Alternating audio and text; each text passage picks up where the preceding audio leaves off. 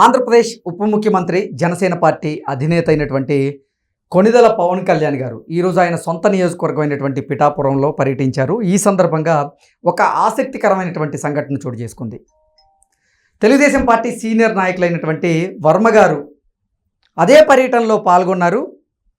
ఇప్పుడు గతం నుంచి కూడా పవన్ కళ్యాణ్ గారికి వర్మ గారికి మధ్య మనస్పర్ధలు ఉన్నాయని, అసలు వర్మ గారికి ఎమ్మెల్సీ రాకుండా పవన్ కళ్యాణ్ గారే అడ్డుపడ్డారు అన్నట్లుగా ఒక ప్రచారం కూడా జరిగినటువంటి నేపథ్యంలో ఆ ప్రచారానికి స్వస్తి పలుకుతూ ఈరోజు వర్మ గారు పవన్ కళ్యాణ్ గారి పర్యటనలో భాగమైనటువంటి నేపథ్యంలో అసలు ఆ పర్యటనలో ఏం జరిగిందనేది పూర్తి స్థాయిలో విశ్లేషణ చేసుకుందాం. ప్రస్తుతం మనతో పాటు ఉన్నారు తెలుగుదేశం పార్టీ రాష్ట్ర అధికార ప్రతినిధి సూర్యదేవర్ లత గారు. లత గారితో మాట్లాడదాం.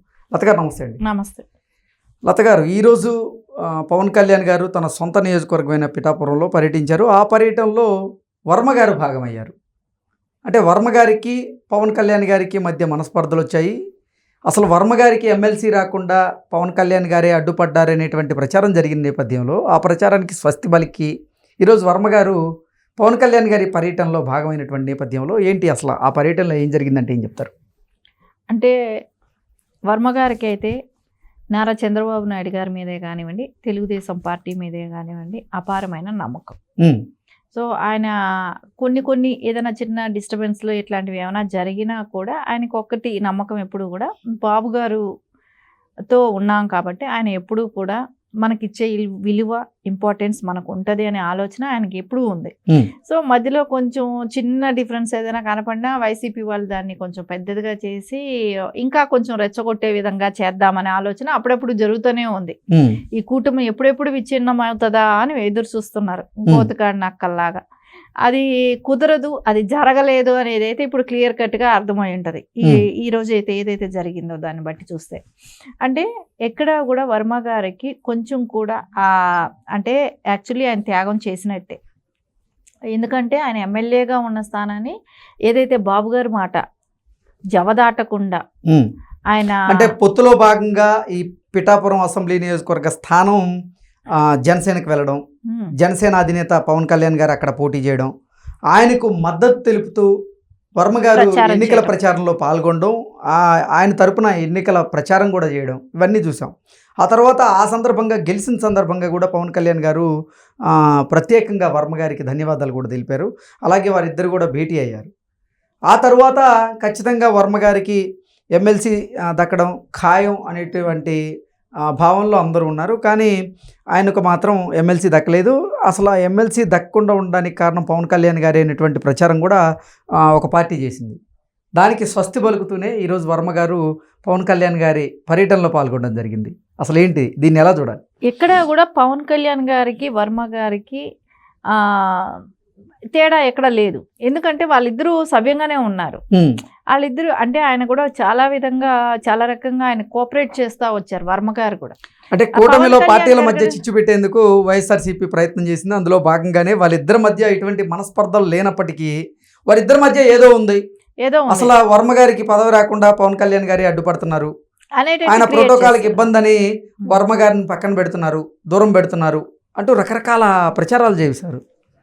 అదంతా ఏంటంటే ఎట్లాగైనా విచ్ఛిన్నం చేయాలి, కూటమి అనేది ఉండకూడదు. అది కూడా కాకుండా అక్కడ పవన్ కళ్యాణ్ గారు ఎమ్మెల్యేగా ఉన్నారు. మెయిన్ స్థానం అక్కడ పవన్ కళ్యాణ్ గారికి ఉన్న జనసేన మీద ఉన్న ఇది ఎవరికి ఉంది? వైసీపీ వాళ్ళు ఫస్ట్ నుంచి కాసు కూర్చొని ఉన్నారు కదా. అసలు పవన్ కళ్యాణ్ గారు గెలవకూడదనే ఆలోచనలో కదా ఉన్నది.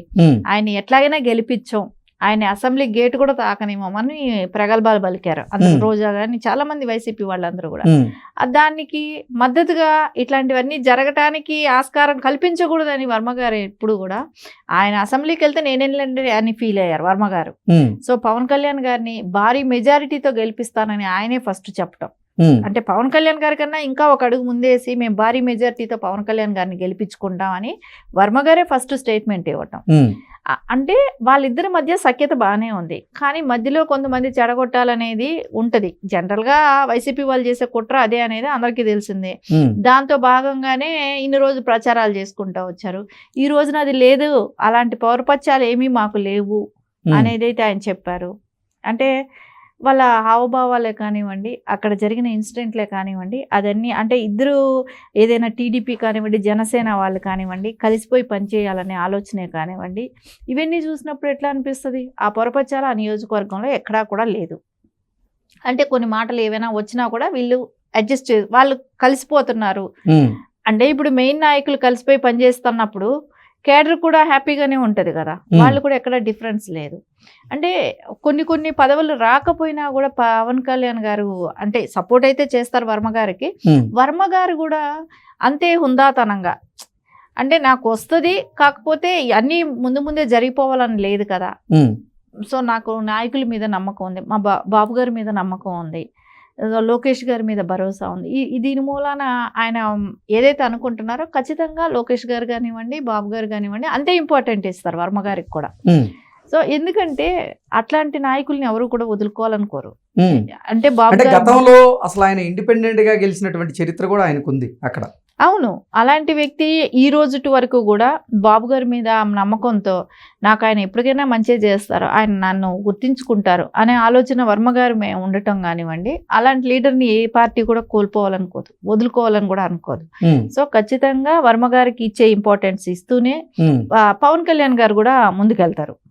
ఇప్పుడు ఏంటి వర్మ గారు వైఎస్ఆర్సీపీ వాళ్ళకి భారీ షాక్ ఇచ్చినట్లుగా దీన్ని మనం తీసుకోవచ్చా? ఎందుకంటే అసలు వర్మ గారికి పవన్ కళ్యాణ్ గారికి మధ్య మనస్పర్ధలు వచ్చాయి అంటూ వాళ్ళు ప్రచారం చేసినటువంటి నేపథ్యంలో ఇప్పుడు వర్మ గారు కౌంటర్ ఇచ్చినట్లేగా వైసీపీకి. అంతే కదా, ఇప్పుడు వర్మ గారు ఈరోజు వాళ్ళిద్దరు కలిసి ఒక ప్రోగ్రామ్కి వెళ్ళటం, పవన్ కళ్యాణ్ గారు షేక్ హ్యాండ్ ఇవ్వటం, కలిసి ఇద్దరు కలిసి అక్కడ ఇద్దరు ప్రజానాయకులు ఉన్న అంటే నాయకుల కోసం వెళ్ళిన టీడీపీ క్యాడరే కావచ్చు, వర్మ గారి కోసం వెళ్ళిన వాళ్ళే కావచ్చు, జనసేన క్యాడరే కావచ్చు, ఇద్దరు కలిసి స్లోగన్స్ ఇవ్వటం అంతా శుభ పరిణామం కిందే జరిగింది అక్కడ ఆ ప్రోగ్రామ్ కూడా. సో ఎక్కడా కూడా పొరపచ్చాలు లేకుండా జరిగింది. అంటే ఖచ్చితంగా వాళ్ళకి షాకే కదా, ఏదైతే జరగాలని వెయిట్ చేశారో అది జరగబోయేది అనుకోండి, వాళ్ళకి అదైతే షాక్ గానే ఉంటది. సరే మనకు అది వర్కౌట్ అవ్వలేదని ఇంకోటి ఏదో టాపిక్ ఎత్తుకుంటారు, అంతే కదా. కాకపోతే ఇప్పుడు వాళ్ళు ఎంతసేపు కూడా ప్రతిసారి కూడా ఎలా అనిపిస్తుందంటే అది జరిగితే బాగుండు, జరగలేదు కాబట్టి నెక్స్ట్ ఇంకో టాపిక్కి వెళ్తారు. ఇప్పుడు వేరే వాళ్ళకి లిక్కర్ స్కామ్లో బాగా కూరుకుపోయి ఉన్నారు, దాన్ని డైవర్ట్ చేయడానికి ఇంకోటి ఏదో ఒకటి వాడుతున్నారు. సో దానిలో నుంచి బయట రావడం కోసం ఈరోజు ఈ విషయం జరుగుంటే బాగుండేదని ఒక ఆలోచన ఉంటుంది. దానికి కూడా వర్మ గారే కానివ్వండి, పవన్ కళ్యాణ్ గారే కానివ్వండి ఎండ్ కార్డ్ వేశారు. ఇంకొకసారి అక్కడ అట్లాంటి టాపిక్ రానివ్వకుండా పిఠాపురంలో ఎప్పుడు కూడా ఇలాంటి టాపిక్ రాకూడదు అనే దానికి శుభం కార్డ్ వేసేశారు. అంటే ఈరోజు పవన్ కళ్యాణ్ గారి పర్యటనలో వర్మ గారు పాల్గొనడం, ఆ తర్వాత ఇద్దరు కరాచలనం చేసుకోవడం, ఆ తర్వాత పర్యటన తర్వాత కూడా ఇద్దరు భేటీ అయ్యే అవకాశం ఉందనేటువంటి వార్తలు రావడం ఏంటి, ఎలా చూడొచ్చు? అంటే నిజంగా వారిద్దరి మధ్య స్నేహపూర్వకమైనటువంటి వాతావరణం ఇప్పటికి కూడా కొనసాగుతుంది అని మనం భావించవచ్చు అంటే ఏం చెప్తారు? ఎందుకంటే అండి కలిసి పనిచేశారు నియోజకవర్గం కోసం గెలవాలి అనే ఒక దీంతోనూ. అది కూడా కాకుండా ఆ రోజున వైసీపీ వాళ్ళు ఎక్కువ ఫోకస్ కూడా పిఠాపురం మీద పెట్టారు. ఎందుకంటే పవన్ కళ్యాణ్ గారు గెలవకూడదనే దాన్ని ఛేదించాలనే ఉద్దేశంతో వర్మ గారు కూడా గట్టిగా పనిచేయటం కానివ్వండి, టీడీపీ క్యాడరే కానివ్వండి, పవన్ కళ్యాణ్ గారే కానివ్వండి, వీళ్ళందరూ కూడా కలిసి పనిచేశారు. దాన్ని ఆ రోజులు మర్చిపోరు కదా, పవన్ కళ్యాణ్ గారు కూడా మర్చిపోరు కదా. వర్మ గారు కూడా ఏంటంటే వాళ్ళ అధినాయకులు ఏదైతే సూచించారో దాన్ని తూచా తప్పకుండా పాటిస్తూ వస్తున్నారు. సో అదే ఫాలో అవుతారు వర్మ గారు కూడా. అంటే బాబు గారి మాట ఆయనకి వేదవాకు లాంటిదే వర్మ గారికి. సో కలిసి పనిచేయాలని ఏదైతే చెప్పారో అదే దిశగా ముందుకెళ్తారు వర్మ గారు కూడా. సో ఎక్కడ డిఫరెన్స్ అనేది రాదు. Okay, thank you so much. Thank you.